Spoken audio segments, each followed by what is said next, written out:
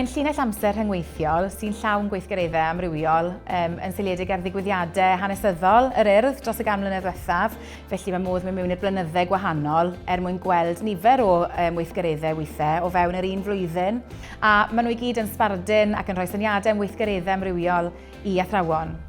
Ceir ydw i, pennaeth Ysgol Gymraeg Rydaman, ac o'n i'n un o'r tîm awduro fi oedd yn cydweithio y Peniarth ar Urdd ar greu'r adnodd newydd mae i ddathlu Canmlwyddiant yr Urdd leni.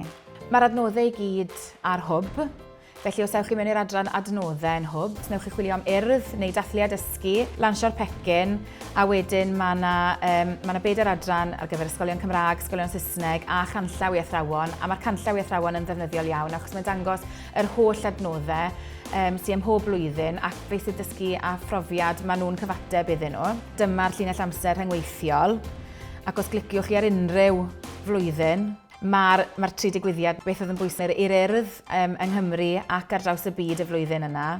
Mae'r adnoddau wedi cael eu cyflwyno mewn fformat gwahanol. Maen nhw'n rhyngweithiol a mae yna rai ar ffurf PDF, mae rhai ar ffurf PowerPoint, a beth sy'n neis yw bod modd i'r athrawon fi mewn a golygu y PowerPoint iddi hunain i ateb gofynion i dosbarth nhw, felly bod popeth yn berthnasol, neu felly bod eisiau amrywio fe ar gyfer y lefel her mewn dosbarthiadau gwahanol neu wahaniaethu o fewn y dosbarth. Mae'r rhyddid wedyn i'r athrawon i olygu yr adnoddau at beth sy'n siwto iddyn nhw.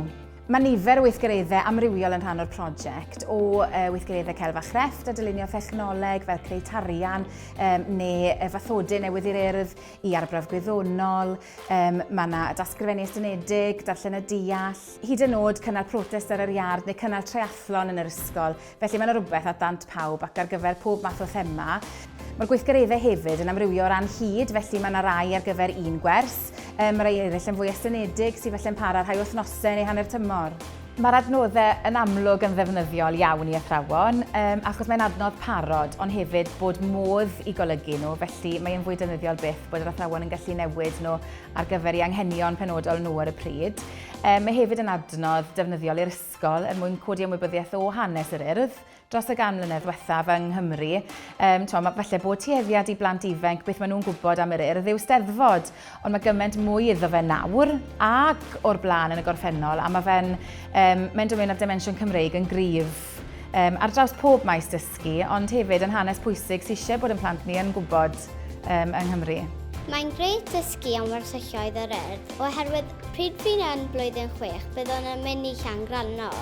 Rwy'n hoffi cystadlu gyda'r Urdd bob blwyddyn, ac mae'n neis dysgu am pethau wahanol mae'r Urdd yn gwneud.